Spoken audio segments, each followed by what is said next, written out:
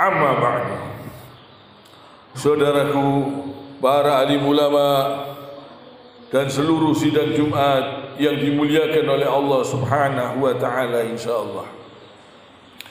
Mari kita berusaha terus untuk meningkatkan amal dan takwa kita kepada Allah Subhanahu wa taala ini selalu. Di setiap keadaan, di setiap waktu, di setiap saat, usahakan selalu meningkatkan amal dan takwa kita kepada Allah Subhanahu wa taala.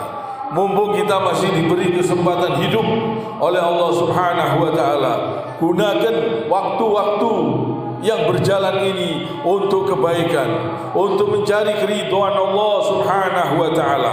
Gunakan yang sebaik-baiknya. Jangan sampai digunakan untuk perbuatan-perbuatan yang durhaka, untuk perbuatan-perbuatan yang menyelisihi ajaran Rasul sallallahu alaihi wasallam. Jangan digunakan untuk menuruti hawa nafsu, karena kita hidup di dunia ini sementara. Kita akan kembali, kita akan mati, akan dipertanggungjawabkan semua perbuatan-perbuatan kita ini.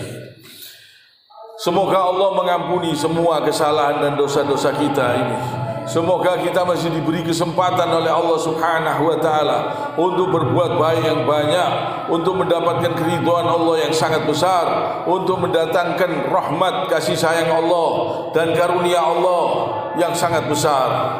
Gunakan waktu-waktu hidup kita ini untuk kebaikan-kebaikan. Allah Subhanahu wa taala berfirman, A'udzu billahi minasyaitonir rajim.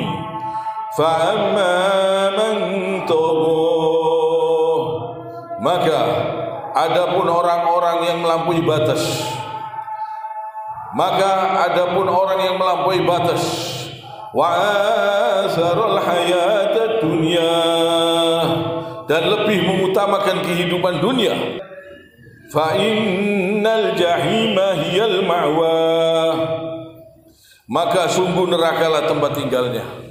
Jadi orang-orang yang melampaui batas dan lebih mengutamakan dunia, maka sungguh nerakalah tempat tinggalnya. Jadi supaya kita hati-hati, jangan sampai kita ini mengutamakan dunia daripada akhirat, sehingga menghalalkan segala cara, sehingga berbuat zalim, berbuat keji, berbuat perbuatan-perbuatan yang durhaka kepada aturan-aturan Allah Subhanahu wa taala. Ini semua karena cintanya kepada dunia, karena lebih mengutamakan dunia daripada akhiratnya, sehingga berani berbuat zalim, sehingga berani korupsi, sehingga berani mencuri, sehingga berani berbuat perbuatan-perbuatan yang menyesatkan, yang melanggar aturan-aturan Allah Subhanahu wa taala.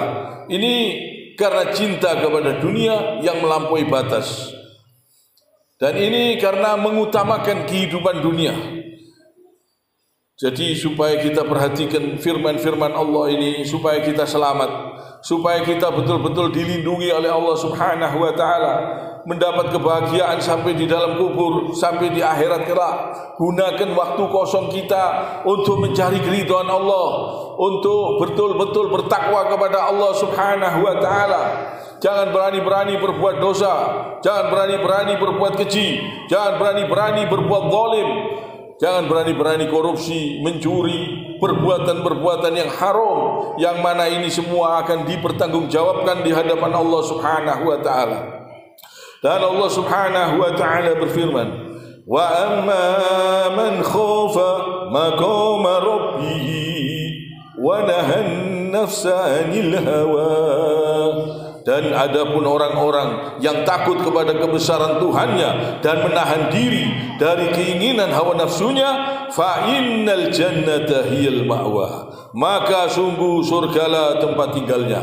Orang-orang yang betul-betul mentaati Allah, tidak menuruti hawa nafsunya, tidak berani mencuri, tidak berani korupsi, tidak berani durhaka kepada aturan Allah Subhanahu wa taala, sehingga perbuatannya taat, tunduk, patuh kepada aturan Allah Subhanahu wa taala, tidak menuruti hawa nafsunya yang menyesatkan.